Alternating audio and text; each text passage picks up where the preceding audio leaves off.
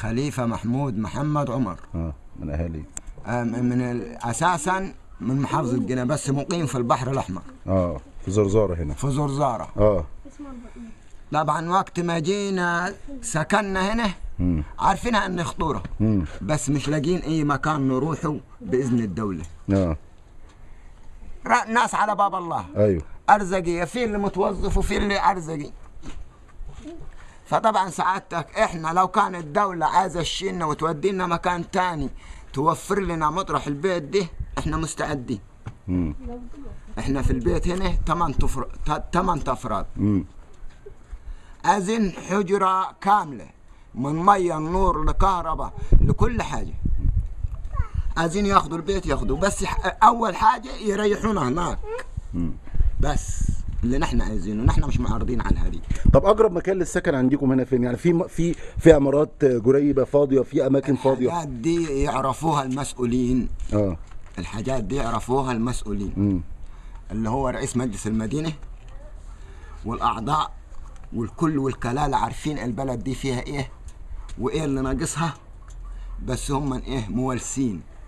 انا عن نفسي رحت المجلس عشان خاطر اقدم لي على حجر السكن لعيالي، ما حدش اداني. ولينا 20 سنه. وفي ناس متوظفه تسال هناك تلقاها واخده حجره واثنين وثلاثه. بيد المتوظف بيراعوا للمتوظف، لكن الغلبان ما حدش مراعيه. عشان انا اتكلم وعندي استعداد للرئيس. يا عم هو اصلا رئيس الدوله في عصر. السلام عليكم ورحمه الله وبركاته.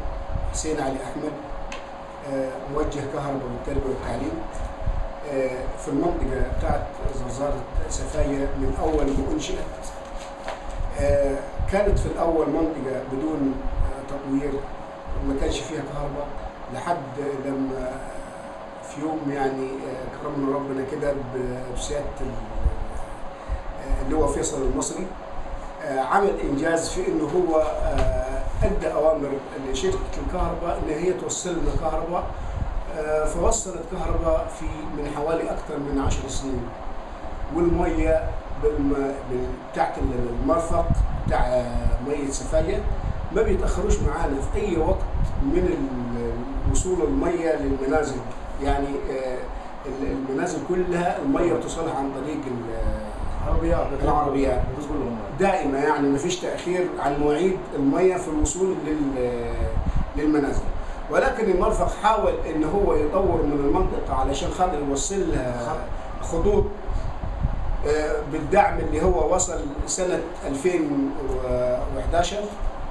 فالاداره الهندسيه بالمجلس وقفت عمليه المشروع ده علشان خاطر المنطقه بزعم المجلس المحلي انها منطقه ازاله.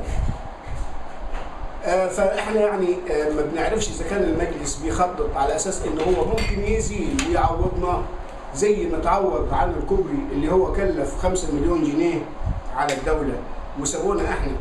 كان من باب اولى انهم هم لو عايزين من قبل عمليه الكوبري دي ال5 مليون اللي اتصرفت في كوبري مدخل الخط الدائري، كانت الناس اتشالت من المنطقه دي واتدعمت، وكان كل الحقوق بتاعت الدوله خدتها من هنا ووصلتها في منطقه ثانيه امنه، زي ما المجلس بيزعم ان المنطقه مش امنه.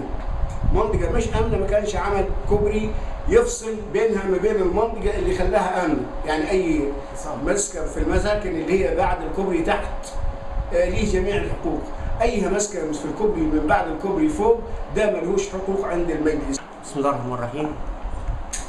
جابر محمود زرزور، مقيم بسفاجة من 25 سنة. لا امتلك غير المنزل اللي قاعد فيه ده. وطبعا رحت المجلس معايا اولاد عايز يتجوز، مش لاقيين مكان اجوزهم فيه، يعني جواز سود من سنة كده، يعني ده محشور معاي في البيت، قاعد في البيت ده يعني مزنكين نفسنا ببعض. ومعايا واحد تاني يعني لسه خلص من الجيش وخاطب له وكل عايز وعايز يجوزه، فمش عارف له مكان اجوزه بصراحة. فطبعا رحت للمجلس عشان مثلا احوط له مثلا حته فوق، اعمل له حته فوق مثلا او اوضه واثنين فوق.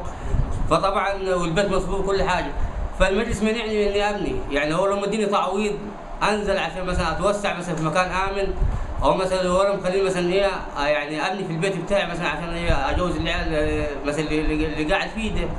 تمام كده. فنحن محشورين حجره البين فيه. سنه مقدمين على اراضي، مقدم له على شقق، يعني الشقق طلعت للناس وناس لها طبعا في وسايط وفي مش عارف. لا خلينا في موضوع زرزاره، خلينا في زرزاره. ما تمام والبك انت. فانا طبعا والبك انت يعني لا في شقه العيله ولا في اي حاجه ولا في تطويرات. انت الدور البيت عندك دور واحد. دور واحد. ومنعينك تعلي، ممنوع ان انت ممنوع ان مفيش ترخيص وانا مش عايز ابني واعلي والبك انت. مفيش ترخيص بناء خالص في مفيش ترخيص بناء. وانا مش عايز طبعا امشي حاجه هي مخالفه للقانون. انا رحت للمجلس وقابلت برضه يعني بتاع المجلس ذات نفسه، رئيس بتاع المجلس نفسه، وقلت له يا فندم انا عايز ابني لولدي بس لو حته ورقه منك بحيث ما حدش يعارضني. تمام كده. قال لي يا ابني ما فيش حد، ما فيش ترخيص في زرزاره فوق. تمام كده. طب معايا الواد له كده عايز يتجوز، يعني ليه 25 سنه بقدم في الاراضي وبقدم له في الشقه، ما فيش شقه طلعت له. تمام كده.